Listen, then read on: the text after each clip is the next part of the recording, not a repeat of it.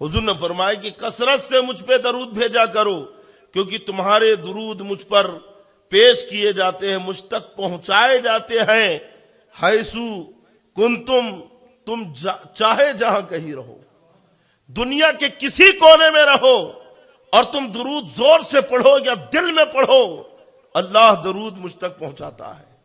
اور پھر درود پاک کی بڑی برکتیں ہیں، بڑی برکتیں۔ سلطان محمود غزنوی رحمت اللہ علیہ صاحب کرامت بزرگوں میں سے، سب سنابل شریف میں جو ہے انہیں صاحب کرامت بتایا گیا، اور ان کے جو غلام ایاز انہیں بھی صاحب کرامت بتایا گیا ہے۔ یہ بادشاہ تھے، نام سنا ہوگا آپ نے سلطان محمود غزنوی کا۔ یہ رات کی تنہائی میں روز حضور پر 10,000 مرتبہ درود پڑھتے تھے، کسی کو نہیں معلوم تھا۔ ایک مرتبہ ایک شخص تھا، بڑا قرض میں گرفتار تھا، کسی نے کہا کہ بھائی تو درود پاک پڑھا کر کثرت سے، تیرا قرض ادا ہو جائے گا۔ اس نے وہی شروع کیا۔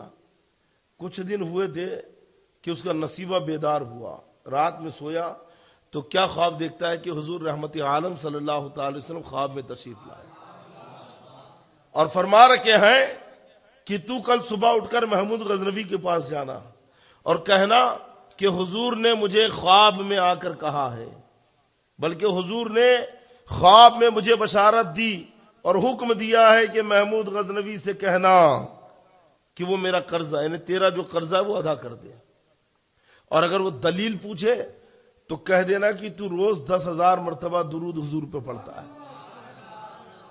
یہ پہنچے دربار میں، غریب آدمی تھے، جب پہنچے تو محمود غزنوی کا جو دربار ہے نا، بڑا باروب دربار رہتا تھا، لوگ سناٹا، اور آپ ایسے باروب بادشاہ ہوئے تھے کہ کسی کے اندر مجالے چوں اور چرا نہیں رہتی تھی وہاں پہ، کیوں اور کیا اور کیسے تو کر ہی نہیں سکتے تھے وہاں۔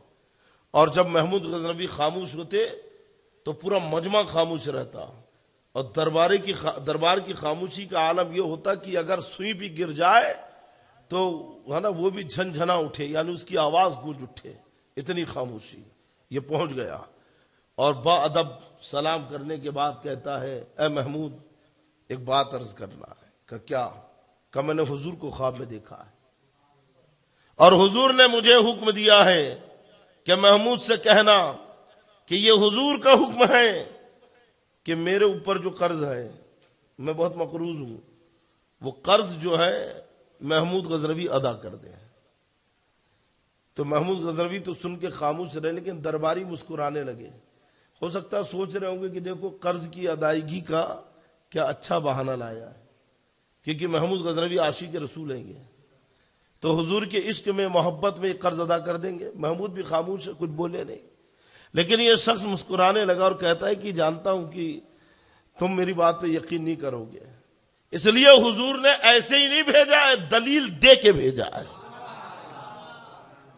پروف کے ساتھ بھیجا ہے کہ محمود سے کہہ دینا کہ اے محمود، حضور خواب میں آئے وہ اس بات کی دلیل ہے، یا حضور خواب میں آئے اس بات کی یہ دلیل ہے کہ تو روز حضور پر 10,000 مرتبہ درود پاک پڑھتا ہے جو حضور کی بارگاہ میں قبول ہوتا۔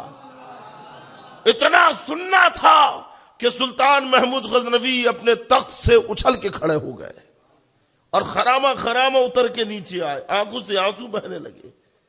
کہا کہ کیا واقعی حضور نے یہ کہا؟ کہا ہاں۔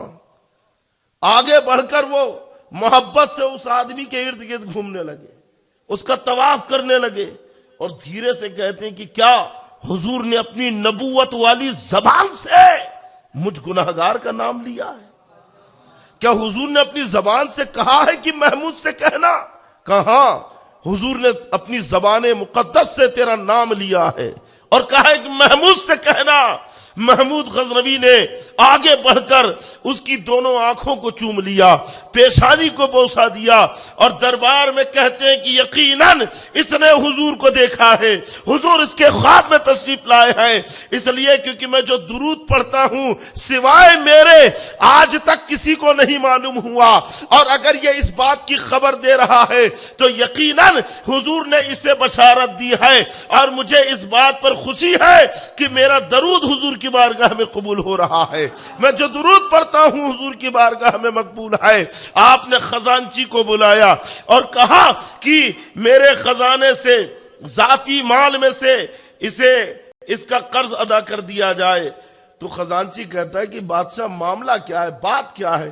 تو غزنوی نے سارے معاملے بتائے کہ حضور نے حکم دیا ہے۔ خزانچی کہتا ہے کہ یہ بات ہے تو پھر قرض آپ نہیں، قرض میں اپنے مال سے ادا کروں گا۔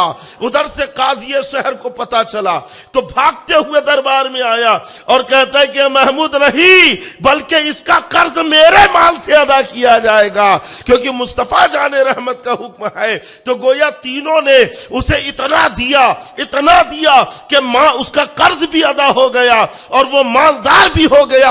یہ درود پاک کی برکتیں ہیں، اس لیے حضور نے فرمایا کثرت سے جمعہ کے دن مجھ پر درود پڑھا کرو۔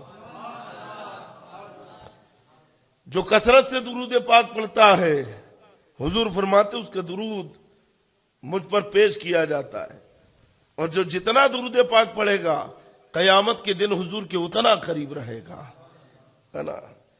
حضور نے کہا کہ تم دنیا میں جہاں گئی رہو تو درود مجھ پر بھیجا جاتا ہے، تو حضور کی بارگاہ میں درود بھیجا جانا اور قیامت تک یہ عمل جاری رہے گا، یہ اس بات کی دلیل ہے کہ حضور رحمت عالم صلی اللہ تعالی وسلم زندہ ہیں، ہے نا۔